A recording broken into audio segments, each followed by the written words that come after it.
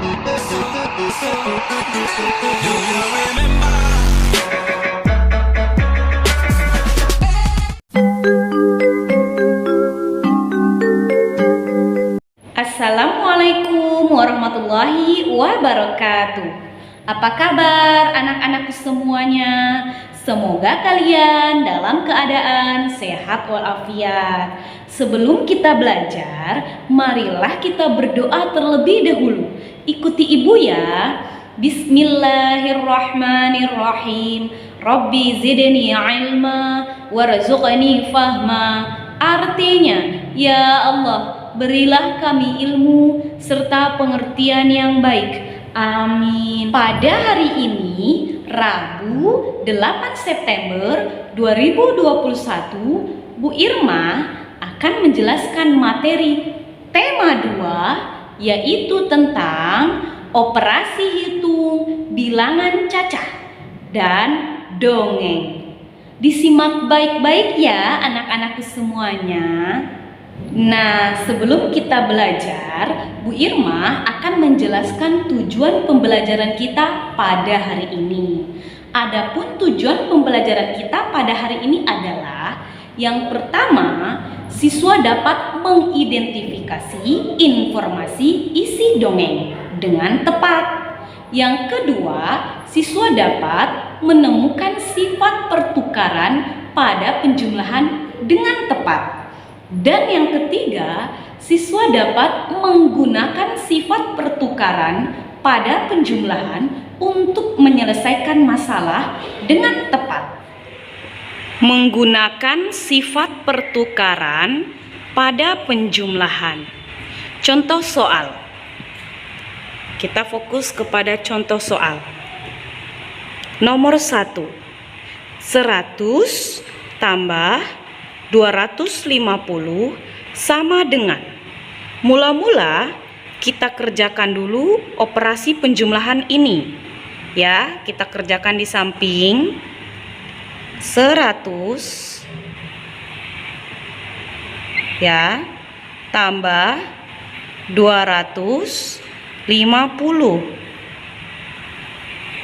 dengan cara penjumlahan bersusun ke bawah. 0 tambah 0 berapa? Iya, pintar. 0. 0 tambah 5 berapa? Iya, 5. 1 tambah 2 berapa? Iya, 3, pintar.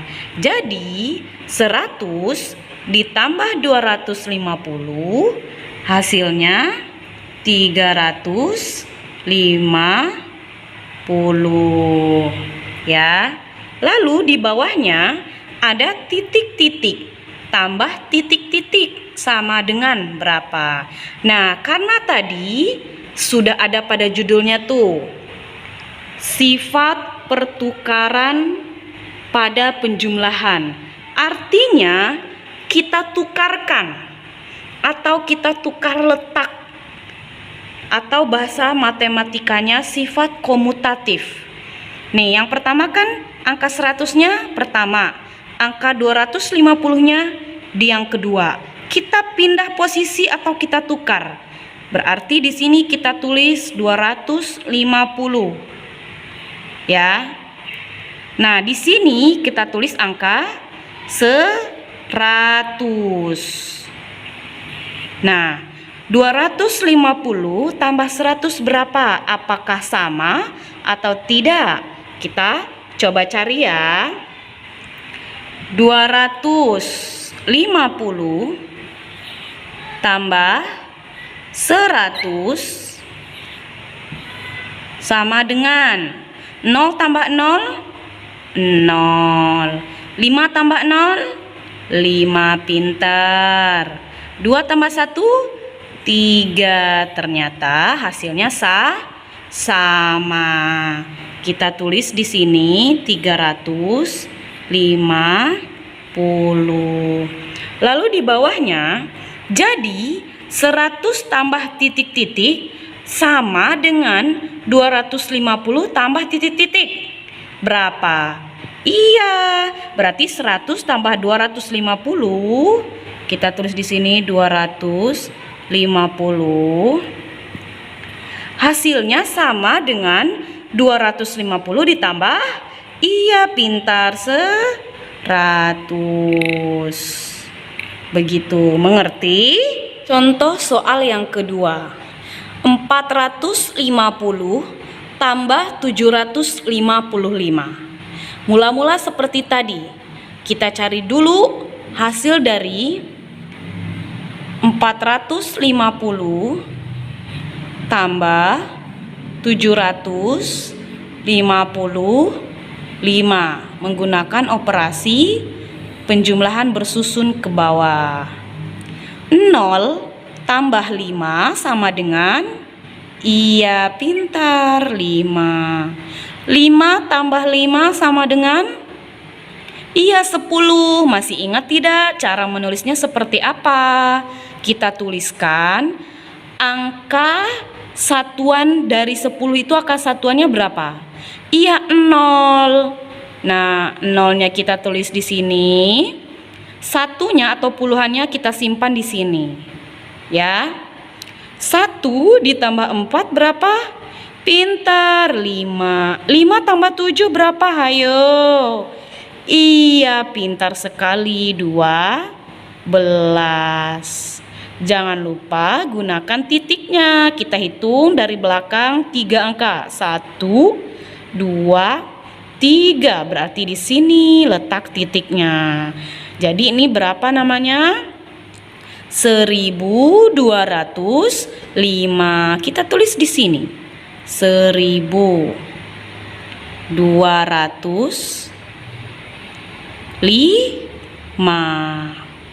Nah, selanjutnya seperti tadi, kita tukarkan letaknya atau posisinya. Berarti yang pertama angka berapa? Iya, angka 755 tambah, iya 450. Apakah jawabannya sama? Kita tes lagi di sini ya. 755 tambah 450. Ya, seperti tadi. 5 tambah 0, pintar, 5. 5 tambah 5 seperti tadi, iya 10. Kita tulis 0. Satunya kita simpan di sini. 1 ditambah 7 berapa ya? Iya 8 Bu Irma. Nah 8 ditambah 4 berapa? 12. Pintar sekali. Nah jawabannya sama atau tidak? Sama. Maka kita tulis di sini 1205. Nah, jadi kita tulis di sini ya. Jadi berapa? 450 tambah 755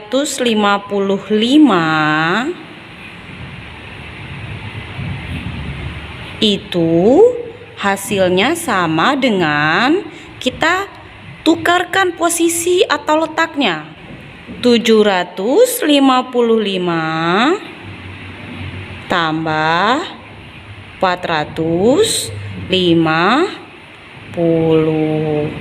Jadi inilah yang disebut dengan sifat pertukaran atau komutatif pada penjumlahan. Mengerti anak-anakku semuanya?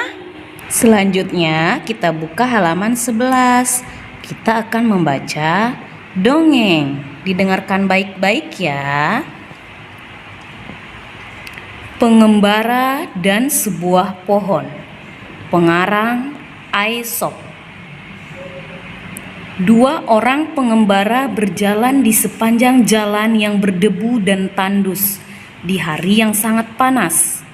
Tidak lama kemudian, mereka menemukan sebuah pohon besar. Dengan gembira, keduanya lalu berteduh dari teriknya sinar matahari di bawah naungan daun-daun pohon besar yang lebat. Saat beristirahat, mereka melihat ke atas pohon. Salah seorang pengembara berkata kepada teman seperjalanannya, "Betapa tidak bergunanya pohon besar ini. Pohon ini tidak memiliki buah, sehingga tidak berguna untuk manusia sama sekali." Pohon besar tersebut lalu berkata, "Kamu manusia yang tidak tahu berterima kasih." Pohon itu berkata lagi, "Kamu datang dan bernaung di bawah daun-daunku. Kamu menikmati teduhnya perlindungan cabang dan daunku. Kamu masih menyebutku tidak berguna sama sekali." Nah, dari dongeng ini dapat kita simpulkan bahwa sebagai manusia kita harus banyak berterima kasih dan bersyukur, termasuk kepada tumbuhan, karena tumbuhan juga makhluk Tuhan. Selanjutnya kita buka halaman 13. Ayo mengamati. Setelah membaca dongeng pengembara dan sebuah pohon, kita belajar untuk selalu bersyukur. Sikap bersyukur dapat ditunjukkan dengan menyayangi makhluk hidup. Kita simak dialog di bawah ini yuk. Benny, kenapa ayah sering mengucapkan terima kasih? Ayah Benny, berterima kasih itu termasuk orang yang selalu bersyukur. Benny, apa hubungannya berterima kasih dengan bersyukur ya? Ayah Benny, ada dong. Berterima kasih itu salah satu cara kita bersyukur. Orang yang selalu bersyukur adalah orang yang rendah hati. Kebalikannya, orang yang tidak bersyukur adalah orang yang sombong. Benny, apa kita juga berterima kasih kepada tumbuhan dan hewan? Bagaimana caranya? Ayah, iya. Kita juga perlu berterima kasih kepada tumbuhan dan hewan. Caranya berbeda dengan cara kita berterima kasih kepada manusia. Ibu, jika kita berterima kasih kepada tumbuhan, maka kita merawat tumbuhan dengan baik. Tumbuhan diberi air, pupuk, dan sinar matahari yang cukup. Kita juga tidak memetik bunga dan daun-daun sembarangan. Benny, bagaimana cara berterima kasih kepada hewan? Ayah, cara berterima kasih kepada hewan yaitu dengan menyayangi hewan. Kita memberi makan atau minum hewan-hewan. Kita tidak menyiksa hewan. Orang yang pandai bersyukur akan disukai teman-teman. Tuhan juga mencintai orang yang pandai bersyukur. Nah, kita sebagai makhluk Tuhan tidak hanya mencintai atau berterima kasih kepada sesama manusia saja, akan tetapi kita juga harus berterima kasih dan menyayangi makhluk Tuhan yang lainnya, seperti tumbuhan dan hewan. Kalau tumbuhan, dengan cara apa kita berterima kasih? Diberi air, pupuk, dan sinar matahari yang cukup. Kita tidak boleh memetik bunga atau daun-daun dengan sembarangan. Nanti tanamannya mati atau layu. Nah, kalau hewan, cara berterima kasihnya dengan cara apa? Kita sayangi hewan itu, tidak boleh dipukul, ditendang, ya. Begitu anak-anakku semuanya. Demikianlah penjelasan Bu Irma pada hari ini. Semoga kalian memahami apa yang Bu Irma jelaskan. Jadi, tugas kalian hari ini adalah mengerjakan tema 2, halaman 7 dan halaman 15 sampai 16. Selamat mengerjakan dan tetap jaga kesehatan. Wassalamualaikum warahmatullahi wabarakatuh.